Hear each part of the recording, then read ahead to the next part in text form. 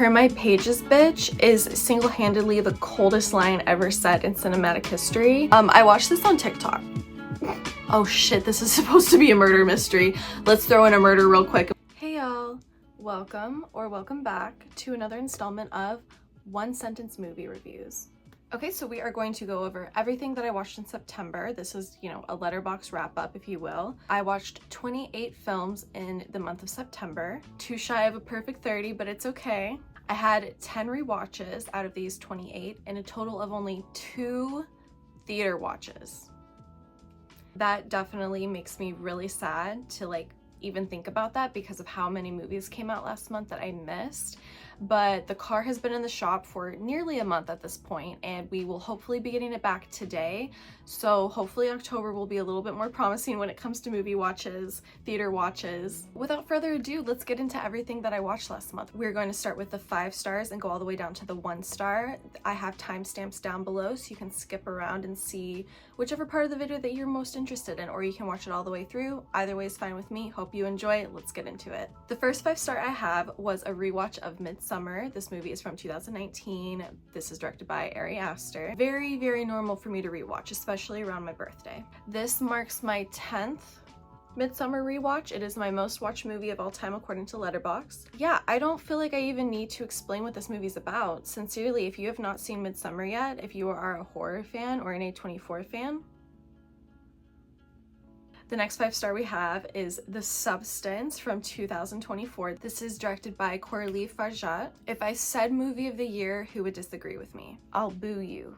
A hate letter to female beauty standards that is so heavy-handed you can only respect it. I feel like with this movie, a B camera is so necessary just to show audience reactions. So we start off with our main girlie. She is kind of falling into obscurity with her whole pop culture presence, and she gets approached to try a new drug called The Substance, where you basically can become a better version of yourself. There are a lot of rules that you have to follow along with this, and maybe the rules don't get followed and we see what happens. It's body horror. The final 30 minutes are the craziest things I've ever seen in a movie. Sincerely, the craziest things I've ever seen in a movie theater. I would pay to watch this for the first time again so many times. The next 5 star I watched was a rewatch of Jennifer's Body. This is from 2009, directed by Karen Kasuma. Best script of the 2000s, I fear. This is a perfect Halloween movie. If you haven't seen Jennifer's Body, definitely treat yourself to it this Halloween, okay? There is a lot of talk behind it because it was marketed as a hot, sexy, scary movie for the boys, but it wasn't that at all. It was kind of like a talk and a commentary on female friendship and competitiveness within women and teenagers, and it's not as hot as you're thinking it's gonna be. I mean, well, maybe it's not as hot as the boys were hoping it to be. I know that it's very hot to me, but I love this movie. It's a perfect Halloween movie, perfect spooky kind of movie to get into the season with.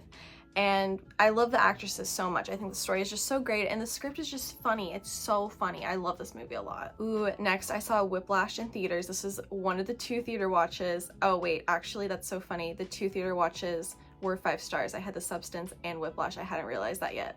Yeah, okay, so those were the 2 theater watches. Whiplash was the second.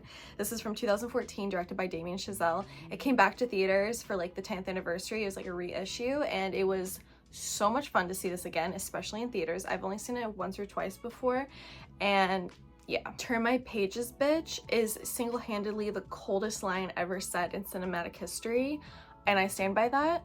This movie is about a boy who goes to a music school. It's the best music school in the world, and he is trying to be part of the class or the group that is taught by the greatest composer that the school has to offer. He's very hard on them, and it's just I love a perseverance movie. When the main character strives for something at the expense of everything else in their life, I love that. That's my favorite trope. Okay, and then the final 5 star we have was a rewatch of Harry Potter and the Prisoner of Azkaban. This is from 2004, directed by Alfonso Cuarón. This is the best directed Harry Potter movie. It is the scariest Harry Potter movie. Seriously, I was still scared. Rewatching it now, the werewolf is terrifying. Sirius Black as the black dog is terrifying. The Grim, all of these imagery, everything in this movie is so scary. It's just such a switch from the second movie, but not quite as intense as the fourth movie gets. So it's like a perfect middle in between the Harry Potter movies, and I really eat this one up. I think when they go back in time, it's just so iconically done. Hermione is such a force in this movie. I love it to death. Draco gets his shit pushed in, which I love. It's definitely the best made Harry Potter movie. Like, whether it's my favorite based on story, based on the book, I don't know about that, but as far as like movie goes, like movie making, Harry Potter and the Prisoner of Azkaban is the best one. Okay, getting into the 4.5 stars. The first was a rewatch of Beetlejuice from 1988, directed by Tim Burton. This was a Friday the 13th rewatch to prepare for Beetlejuice, which I still haven't seen. Okay, we are getting into the Giallo films that I watched last month, because if you are not aware, I watched 13 Italian murder mysteries for a video. I will put that link down below so you can definitely go see my in-depth thoughts of all the movies. The first one I watched, which is the best one, I think, which was Blood and Black Lace. This is from 1964, directed by Mario Bava. I love this movie. It's so stylish, it's so well done. I love the dub. I think it's so fun. It's about a model who gets murdered, and literally everyone within the modeling agency, all of her co-workers, her managers, the people who own the modeling agency, everyone involved is a suspect. It's so fun to figure out this mystery, and I really had a great time with it. The next 4.5 star I have is Harry Potter and the Chamber of Secrets. This is from 2002, directed by Chris Columbus. Let me just say that the dark academia gothic vibes are so here for this fall season, and this movie was a really great way to usher it in. I love when they're like building the potion, when he gets down there into the chamber, like them figuring out the mystery of like who the heir could be. It is just like, it fuels me for the dark academia vibes that I'm looking for. I think that this is like the perfect fall movie, honestly. And I'm going to tell you now that yes, I watched Prisoner of Azkaban, and yes, I watched The Chamber of Secrets, but I did not watch Sorcerer's Stone. Okay, that's not part of this video. I have not rewatched that anytime recently. A friend of ours has never watched them. They had watched the first one, and then when I went to go hang out with them, we were watching the second and third one. So I'll definitely finish rewatching them as like the fall and winter seasons come into play, because Harry Potter is such an essential reviewing every year. And then I'm gonna go back after I watch the 7th one to watch the first one. I think that that'd be really fun to like watch them all grow up and then watch the first one as like the last one. I think that that'd be really sweet. And then the final 4.5 star movie is Howl's Moving Castle. This is from 2004 as well. This is directed by Hayao Miyazaki. This was it's my birthday and I get to pick the movie pick. I love these movies so much. The Studio Ghibli, however you want to say it. The constant theme of kindness and love throughout these movies is so insane. Like, whether it's love of nature, love of your friends, love of family, love of strangers, like it is constant throughout the movie. And it's just, the side characters are sweet. The movie is just so good. Like, watching this for the first time, finally, I get it. Okay, I get the Howl girlies. I understand it now. I'm so happy to be one of you, finally. This movie is so magical. The constant change in age and appearance is so cool. Like, how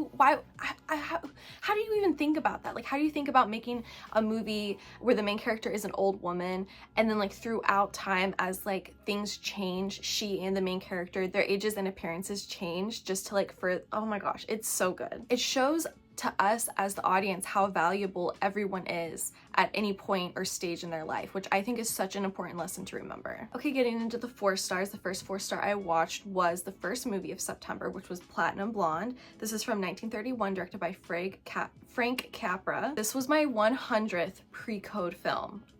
I love pre-code films, okay? What a pre-code film is it's basically any movie that came out before the second half of 1933/1934. Before then, there was no code for movies. You could literally make a movie about anything you wanted if you had the funding and the actors for it and could like produce it and distribute it, you can make a movie.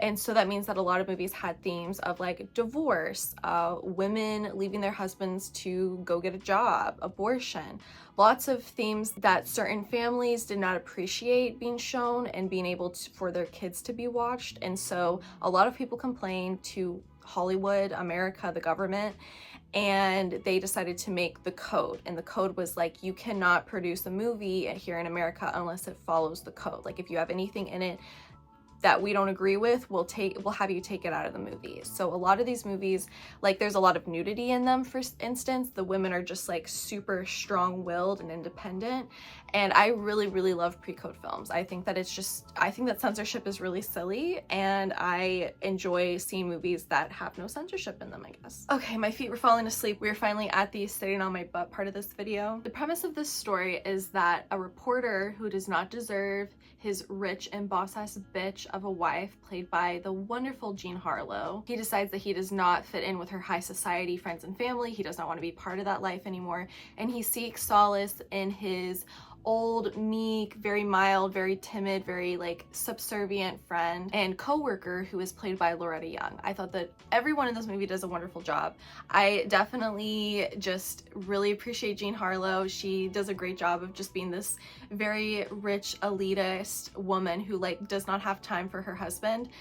In the sense of she's not like waiting for him to play catch up. She's like, you're either in this high society with me or you can go. Like, I don't care either way, bro. And I definitely liked Loretta Young as well. I don't remember the man. I don't remember what actor played him, but it was like a fun movie. I had a great time with it. The dialogue was really good.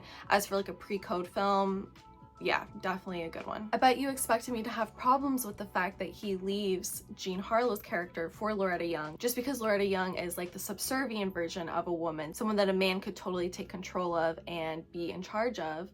But no, I definitely really appreciated the fact that they were all able to realize that they don't work together. Like, Jean Harlow was like, okay, you clearly don't meet my standards, so you can go, it's fine. And Loretta Young is pining after him the whole entire time, and it's like up to him to figure out who he wants to be with, you know? And I think that's really important. Like, sometimes you're just like not meant for each other, and to realize that is extremely mature, and it helps you live a better life. The next 4-star we have is The Girl Who Knew Too Much. This is from 1963, directed by Mario Java? No, I think it's Mario Bava. Yeah, I don't know why that autocorrected to Java. I'm pretty sure it's Mario Bava is his name. This is also known as The Evil Eye. So the story behind this one is that it came out in Italy, and then America decided to do a release of it. They added 6 more minutes of runtime, like they had other footage and they added it to the film, and then they changed the name of it. Stupid. Literally the most stupid decision of all time. I hate that. So yeah, this was the only black and white Giallo film that I watched in that whole collection, and I enjoyed that. I thought that that was an interesting fact. The quip of this one is that a woman hallucinates a murder. She is a very big fan of murder mysteries, so a lot of people don't take her seriously just because of that. But because of her knowledge in murder mysteries, she's able to find out that this is the ABC murderer who happened years ago, where he killed a woman whose last name starts with A, then B, then C, and her last name starts with D. So she is very heavily convinced that he's coming after her, and she has to try to like beat him at his own game. It was fun. I had a good time. Next 4-star is All the Colors of the Dark. This is from 1972, directed by Sergio Martino. One of my top faves of the Giallo collection. I would say that this is my second favorite, underneath Blood and Black Lace. This woman tries to find solace in therapy after she loses her baby, but turns out this therapy group that she's going to is a demonic cult. Beautiful cinematography. Okay, next, the final 4-star we have is Deep Red from 1975. This is directed by Dario Argento. This is the iconic Italian murder mystery. Okay, if you have heard of one of them, it is this one. This is the one you've heard of. Maybe this one in Suspiria, I would say. So Deep Red is about a man who witnesses a murder, and he decides to try to solve the murder. Okay, that's all I can give you without going super into detail with it. I would definitely suggest watching my Giallo video, because I can like break it down and show you pieces of the movie, and like it's just really good. The mystery is amazing. The whole third act is all about him deconstructing this haunted house that he believes has something to do with the murder, and it's really good. It's definitely worth the watch. Getting into the 3.5 stars, the first one I have is It Should Happen to You. This is from 1954, directed by George Cukor. Cukor? I don't know. He is one of the directors that I will watch anything from. I've seen a buttload of his movies, and I feel like I still have a buttload to go, so that makes me excited. This one is so fun. It stars Judy Holliday. She's one of the most underrated female actors in the 1950s, and her filmography is tiny. And it also stars a very young Jack Lemmon, which is fun. So this is about Gladys, who has her mind so set on stardom that when she can't land a job, she decides instead to buy out a billboard and just put her name on the billboard. Like that's as much fame as she's gonna get, so she buys it. Basically the billboard ends up gaining her notoriety, and it's such a hilarious film because a lot of people like either don't support her or they really eat it up. She's on like all these news channels, she goes on the radio. It's just fun. It's a really fun movie. Next 3.5 we have is The Bird with the Crystal Plumage. This is from 1970, directed by Dario Argento. This was his debut feature, his directorial debut. Okay, no shorts, no music videos, no silly little 2-star movie that was not good. No, The Bird with the Crystal Plumage was his first movie, and I loved it. This is a really great ode to like the 1960s and 1970s, like American ideations. Think the hippies, think marijuana. It had like all of that in it, and I enjoyed the atmosphere a lot. Super great plot twist. Okay, plot twist city. I know I had a good time watching this. I remember loving the production design and the architecture of everything so much. Basically, a murderer is stalking this man who witnessed him murder his girlfriend, basically. Like that's what we're assuming it is, because the boyfriend and girlfriend were fighting, and then like she dies, and then like a man runs away, so we're like, oh my gosh, it's the boyfriend. Who's the boyfriend? We gotta find the boyfriend. GIO films, they're so fun because it's just a whole murder mystery. Like for an hour and a half you get to try to solve a murder mystery. It's such a fun time. The next one is another GIO film, Death Walks at Midnight. This is from 1972, directed by Luciano Ercoli. So this model slash actress, she takes a hallucinatory drug before she goes into a shoot, and it's like there to like see how she would react under the drug. But while she is being photographed, she starts hallucinating a murder, and here enters in my favorite murder weapon of the whole 13 films that I watched, which is a glove that has spikes on it. It's like a flat glove with spikes, and they just like kill like that. It was really cool. Definitely unique because mostly it's just knives in all the other movies. At first it's like a gag because like they talk about it in the article like, oh, she witnessed a murder, hee hee ha ha, but then like the murderer sees this and he's like, oh my god, we have to kill this girl now, like she's hallucinating my murder, like what's she gonna do next? So it's like a wild goose chase. There are so many people involved in this movie.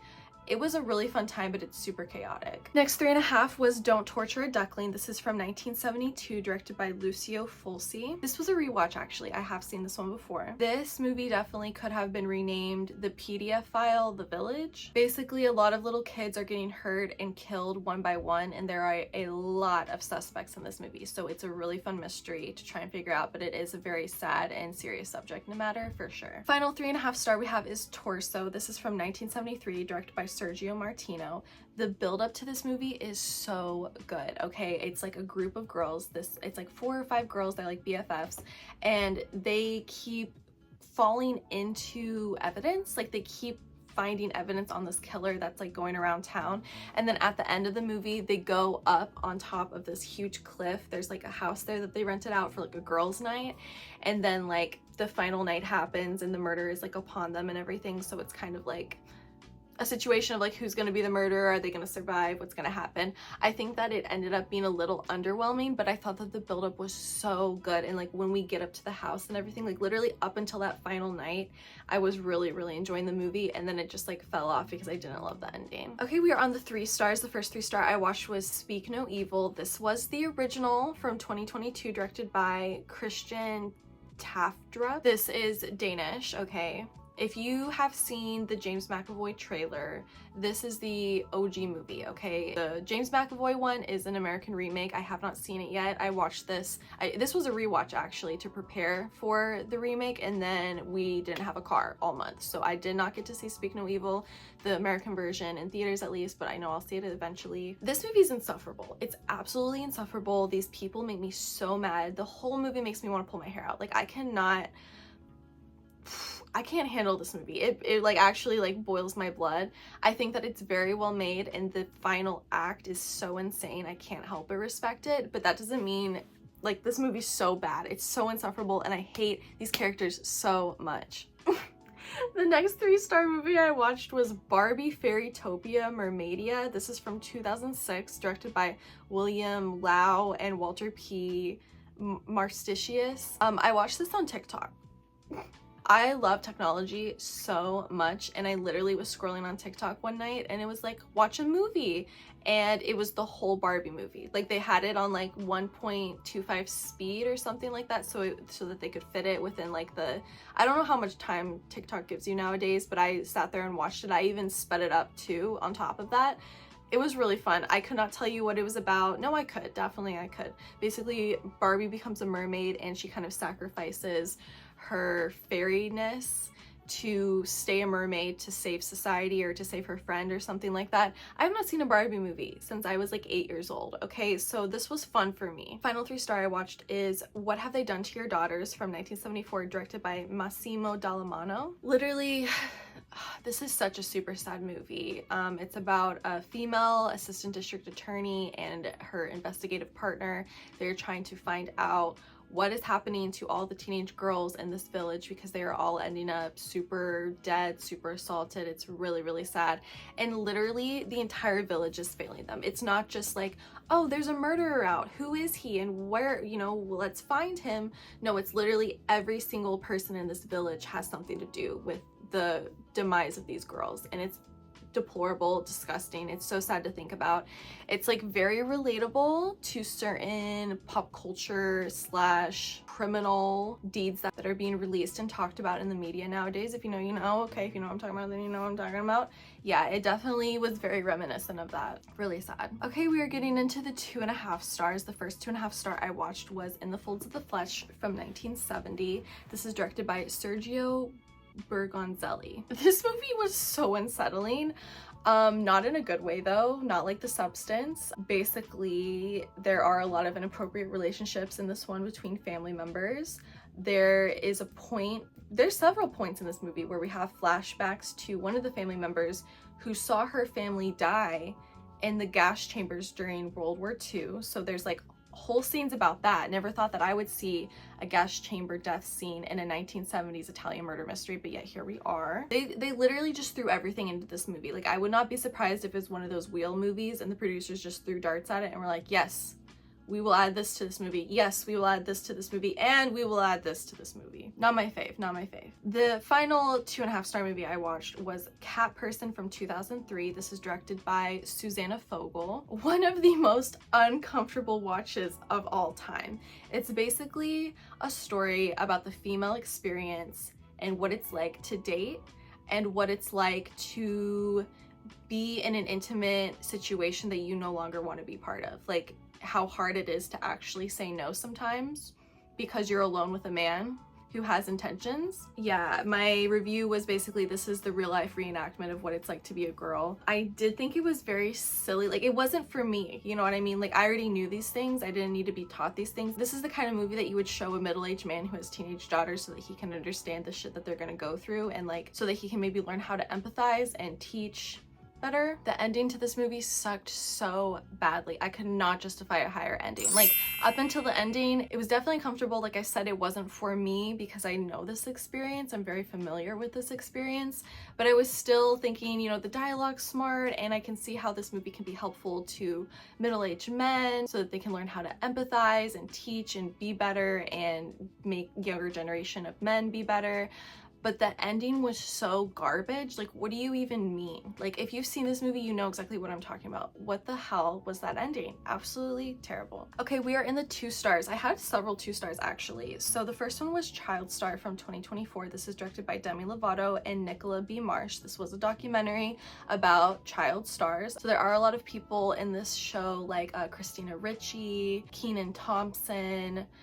I'm forgetting so many of them because, oh, Drew Barrymore was in there too. I feel like it could have been a really great miniseries instead of a 90-minute documentary because, like, I wanted to hear what everyone had to say, like what all these child actors had to say. They had like 8 or 9 of them, and every time Demi Lovato is interviewing them, she's interrupting them to tell her story too. And it's like, I get it. Like, it's not that I don't want to hear Demi Lovato's story, even though I literally feel like I watch a documentary on Demi Lovato every single year. But if this had been a mini series, we could have had like an episode on multiple people, you know, in one episode, and like gone down the line and heard their stories and like sympathized with them, or, you know, seen their side of it and everything. And then at the end, Demi could have told her story, and that would have been like so fine. I wouldn't have cared. It would have been okay.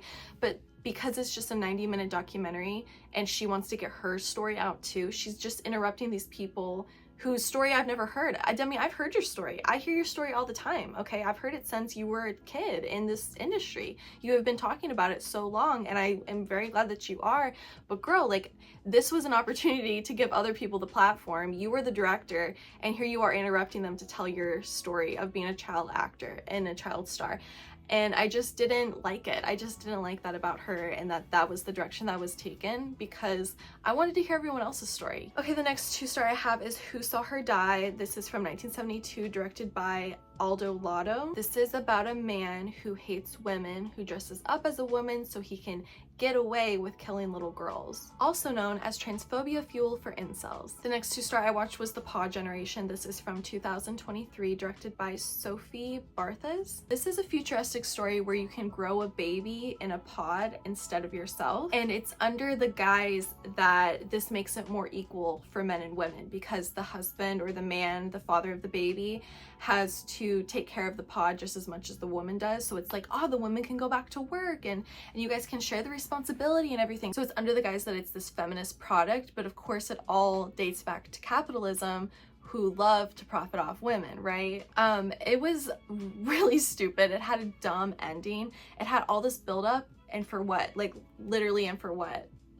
I thought that we were gonna like learn a lesson here. I thought there were going to be some consequences for either using the pod to make a baby, or for the company who was like taking advantage of these people and everything, but no, there literally was nothing. Like, it was a happy ending, and we were all hunky-dory at the end. So yeah, I thought it had a good build up, and it was like a fun watch, like easy to watch, but then at the end I was stupid ending. Ooh, okay, we're in the final 2 movies, ladies and gentlemen.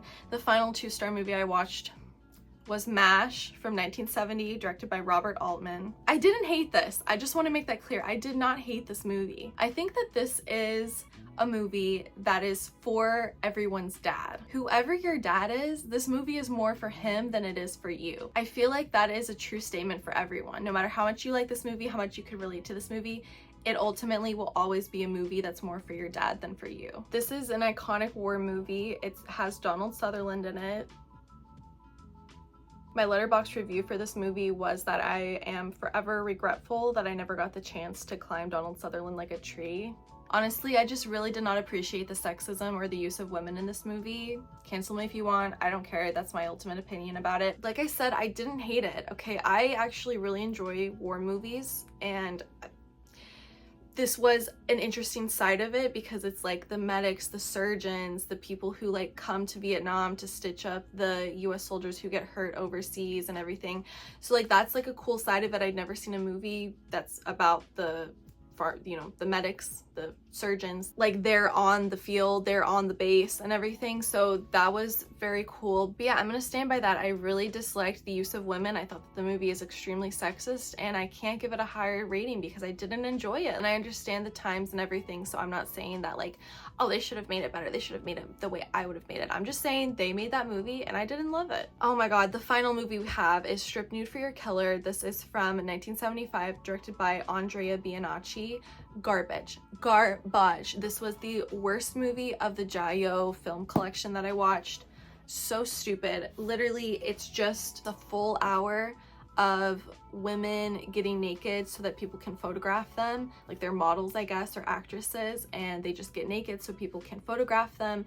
And then in the final 30 minutes they were like, oh shit, this is supposed to be a murder mystery, let's throw in a murder real quick and we'll try to solve it. I could not care less. It was stupid. It was so dumb. But yeah, that is everything that I watched in September. Thank you so much for watching. I hope you enjoyed this video. If you did, feel free to give it a like.